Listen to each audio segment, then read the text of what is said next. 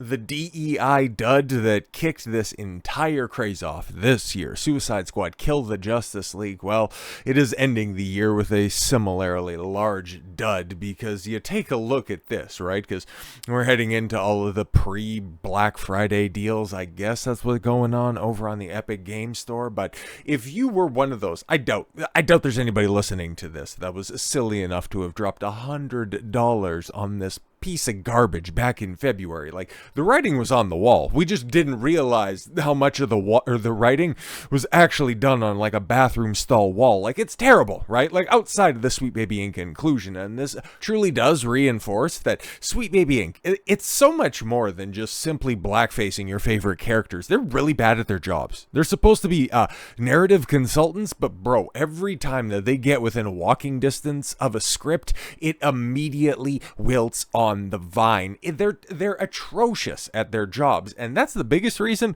I think that them and their ilk need to be drummed out of the entire industry. I mean, it kills promising games like this. Now, to be completely honest, like the whole idea of the Suicide Squad, oh, you get to play as the baddies, hasn't really carried that much water with me and a lot of people for years at this point in time. You know, Hollywood and entertainment at large had kind of squandered any goodwill that you could have by playing as the villains. We're bad guys. We're supposed to do bad things, okay? And then, yeah, having Harley Quinn over the top of this, one of the most astroturfed, shoved in your face characters in all of entertainment over the past 2 decades. Okay, like, she was fine in Batman the Animated Series, but we're going back, bro, just about 30 years at this point in time when she was last a tolerable. She's not leading character material. She doesn't have staying power. And the way that she's written in Suicide Squad Kill the Justice League, if it was a dude, the way that she grabbed on Deadshot's ass, oh yeah, bro, that would be a huge issue. But nobody heard about it because, of course, it was a woman doing stuff to a guy. But I digress. There's so much cringe that's in there. Okay, Mahler put together a huge supercut after he went through the game through this year, and yeah, even at that $5 price point, just how awful it is. And then with all of the additional trash, like you got the race, race and gender swapped, Mr. Freeze that's in there, and Deadshot's daughter, gay Joker, like at $5. I'll be completely honest, guys, I'm a little bit tempted to just see how bad this is, but then I'm also gonna wait for Christmas, because I'd imagine $5 isn't quite as low as this could go. Okay, but let's see here. Massive Bomb, Suicide Squad, Kill the Justice League, which brought the antics of narrative design from Sweet Baby Inc. into the light, has hit a new low, both in terms of failure and pricing. Suicide Squad Kill the Justice League Digital Deluxe Edition, originally priced at $100, is currently on the Epic Games Store for just $5.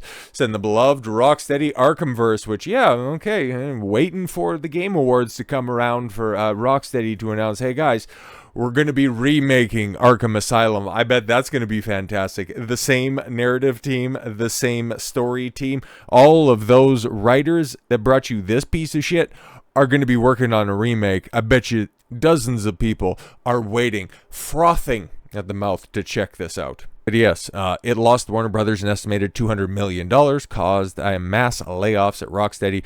Suicide Squad, yes, was heavily influenced by Kim Belair's Sweet Baby Inc. I mean, you see in the credit right there, they're not just consultants on this one, they were on the writing staff. David Bedard and Kim Belair, CEOs and co-founder of Sweet Baby Inc., and Kim Belair, writer and team lead. You know what other game they did where they were also holding similar positions, where Kim Belair wasn't the team lead, she was the story architect? Unknown 9 Awakening, and that thing literally sold dozens of copies. But I'm sure by sheer virtue of this being given away for less than that's less than a box of Spring Mix, okay? That is less than the salad that I buy. You can get a game that was priced at $100 last week. That is so wild to think about, okay? Yes, it features Justice League outfits for the squad, 3 notorious weapons, 4 weapon dolls, 1 pass token, and 4 color swatches. Outside of the outfits, I have no idea what the rest of that stuff means. $5 price point is only for the Epic Games Store. Yes, Steam, PlayStation, and Xbox Store still have the title listed at $99.99. That's crazy. Yeah. Additionally, only the digital deluxe is, yeah, at $5.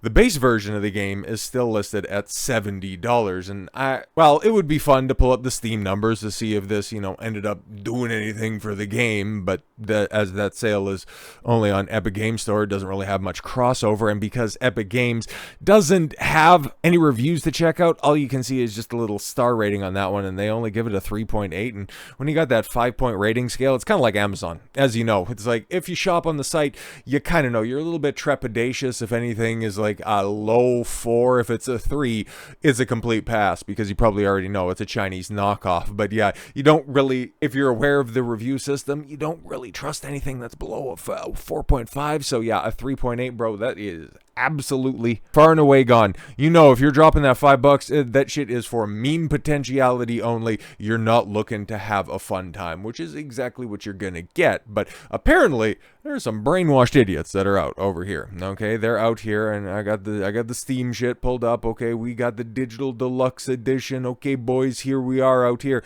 and as we can see, recent reviews, oh my god, 57%. So it's actually gone down in the overall. I mean, like, who wouldn't be enthusiastic about playing a Joker that looks like that? Somehow even more cringe than Jared Leto, or after Joaquin Phoenix's Arthur Fleck, visited the shower for the last time. If you know, and if you don't, your life's in a better place for it. But what exactly? What exactly is the audience having to say about this, okay? Because I've seen a couple of these reviews, and it's like, we definitely got to look at this, okay? I'm enjoying the game a ton, according to Pink Mist, at the $14 price point. Oh, no, it's full price right now, but okay. Well worth the experience to see the amazing graphics, animations, and open world they created. Well, to be fair, some of it looks good, but it is such a cluttered disaster. Like, that UI is cumbersome, to say the least. Runs really good on my PC, maxed out as well. I can understand people's frustration if they spent $100 on this, but sub $15 can't complain about much at all. Well, I guess, yeah, if you got a spare $5, she's going to be a fun time, as long as you can turn down the dialogue from all of your yappy compatriots. Worth the chance at $13. Bought it for, for on sale. I mean, okay, that's about the most appreciative reviews that you're getting. Story, especially regarding Batman, is pretty bad. This is a positive, but the gameplay is really good. Oh, right, that was, now we're going back in time on this one, okay, because you had one camp that was out there, yeah, the story's kind of ass, but the gameplay is good, and then you had the other camp where the story's great, but the gameplay is bad. So if you go ahead and mix the two, either you're going to find somebody who has very low standards for gameplay and a very high threshold for cringe, or somebody who just likes to point the cursor at the thing they want to die and click a bunch and then just see bright colors come up on the screen, because that's how it all devolves. But yeah, overall, not great. The game's really fun if you can get it on sale. That's the overwhelming sentiment on this one, which is kind of interesting, right?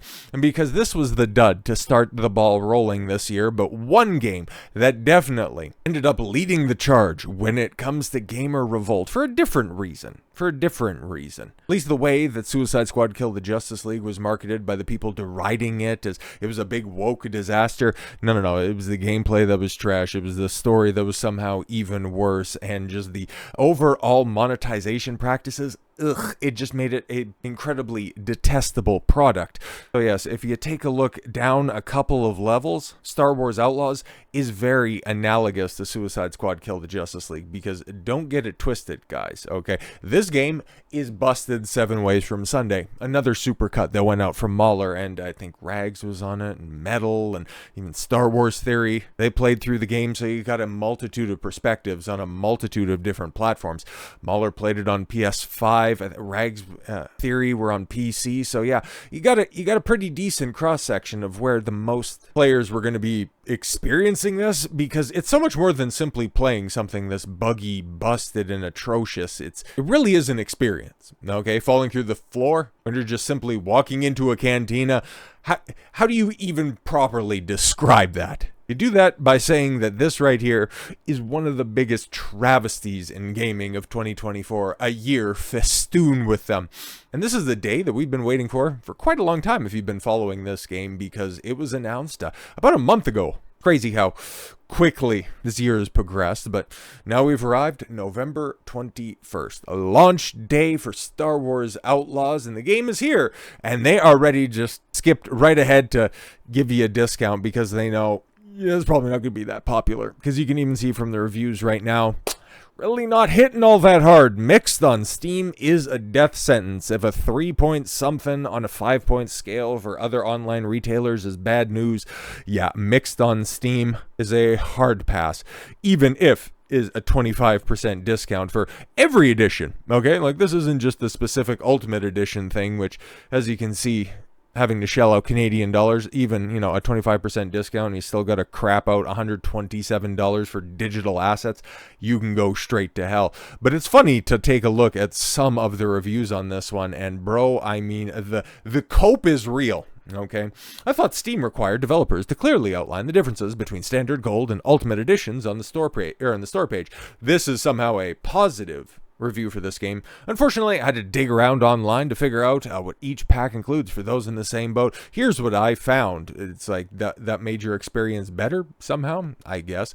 But this is going to get review bombed for dozens of reasons that have nothing to do with the actual gameplay, setting, or story. So from someone that has actually played this game, here's an honest review. I've played the game for half an hour at the time that I wrote this review. Thanks, Pro Hanzo. Great insight. I played this game at launch over on Ubisoft. Oh, okay, so you're already a zealot to the cause. You already dropped $70, $100, $120, $130, I guess, at the time for the privilege of playing a beta version of the game, only to come back over. But hey, at least this time, yeah, you got a 25% discount, huh? But yes, it was perfectly fine, if buggy, and well worth it if you're a Star Wars fan. But with the work that the dev team has done to overhaul the game, it is now a must-play if you're a Star Wars fan, which you were supposed to check out before because it's well worth it if you're a Star Wars fan. Yeah, not exactly too much substance in that review, but hey, if you like the Star Wars, if you like the and Luke, I am your father, if you like all that stuff, this game's for you guys. Okay, I usually never write reviews. I mean, you got 6,200 products and you've written 8 reviews, so I guess comparatively, yeah, that does make sense. You never write reviews, but I'm a little fed up with the constant negativity about this one. Yeah, maybe the game's just shit and it's getting justifiable negativity, but no. I've only had time to play for 1 hour so far, but as a diehard Star Wars fan, I'm loving it. The amount of world building is amazing. I've played it for an hour. The world building is amazing. All right, I'll update this review once I've played more, but just from the tutorial, bro, I've seen the tutorial a multitude of times, and the world building where you have K-Vest talking to herself and goofy ass Nix, and that's even before, oh no, you do go off planet and you meet with somebody who eventually betrays you, but there's not a lot of world building there's a lot of janky gameplay, but no, I'm sure this person is just loves all the key jangling that's there. Yeah, remember Canto Bite? Remember the great days of The Last Jedi? Yeah, I guess if you like it, bro, I guess if you like it, but there's a lot of appeals to emotion when it comes to positive reviews of the game, but when it comes to things that are a little bit more critical, I played 35 hours at launch, Ubisoft Plus subscription. I acknowledge that there are a number of updates coming that would address a lot of the major complaints about the gameplay, some of which appear in my review below. However, in my opinion, this game is fundamentally flawed and extremely disappointing, and nothing would ever convince me to come back. Ubisoft should just move on. Ubisoft should be outlawed from making video games. I can't even feel bad for them anymore because they willingly throw away every opportunity to make good games by trashing every IP they've gotten their hands on. And they've messed up Pirates, Star Wars, Samurai, all in the span of a year. That's pretty impressive achievement by anyone's standards. They would rather produce boring corporate slop with the same cookie-cutter gameplay year after year rather than making something unique and interesting.